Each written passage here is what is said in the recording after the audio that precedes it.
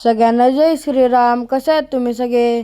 स्वागत आहे तुमचं आमच्या यूट्यूब चॅनलवर. मी चालले माझ्या मामाच्या गावाला आणि मम्मी जात आहे शेगावला देवदर्शनाला, कारण की गजानन महाराजांच्या इथं कार्यक्रम आहे. तिथं चाललेले आहे मम्मी आमची.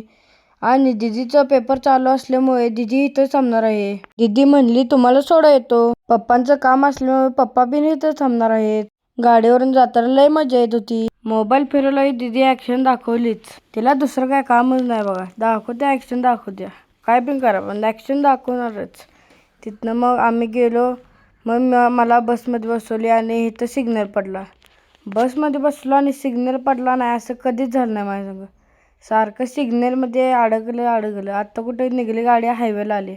हायवेला आल्यानंतर निवांत आम्ही गेलो. नागस फाट्यापाशी उतरणार होतो. आणि मग मी व्हिडिओ बघत बसलो आणि नागस फाटा कधी आला कळलं नाही. मग तिथनं वडापमध्ये बसून मी गेलो ढालगावच्या दिशेने.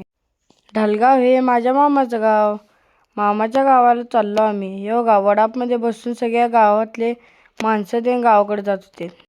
थोड्या अंतरावरनं मी चालतच घरी आलो, कारण की तिथनं घर आमचं जवळच होतं. रानात नाही किंवा कुठल्या मळ्यात नाही. आमचं घर हे रोड टचलाच आहे. रोडवरून उतरले की आमच्या घरातच पोचतो आम्ही. मग घरात गेलो आणि मग मी बॅग ठेवलो, कारण की कंटाळा आलता भरपूर आणि बॅगमध्ये ओझं भरपूर होतं. बॅग ठेवल्यानंतर मी बाहेर आलो आणि चप्पल घालून आजोबा झाडाखाली झोपले होते त्यांच्यापाशी गेलो. हमारे आजोबा जिधर हमारी किट्टी उधर. आजोबांची लाडकी आमची किट्टी. आजोबांनी एक हाक मारली की लगेच कुठे पण आवाज दे, ती येणार तिथं. म्हणून मी पण गेलो आणि त्याची माया करायला लागलो. तिला भरपूर आवडतं असं कोणतरी हात तीन गुदगवलं ते करायला लागलं की. तेव्हा आम्ही दोघं कसं खेळत होतो. तिला एकदम मस्त वाटतं की असं हात तीन फिरवल्यावर. आमच्या आजोबांनी एवढी सवय लावली की तिला कणीस पण आणून दिलं तर ती खाते.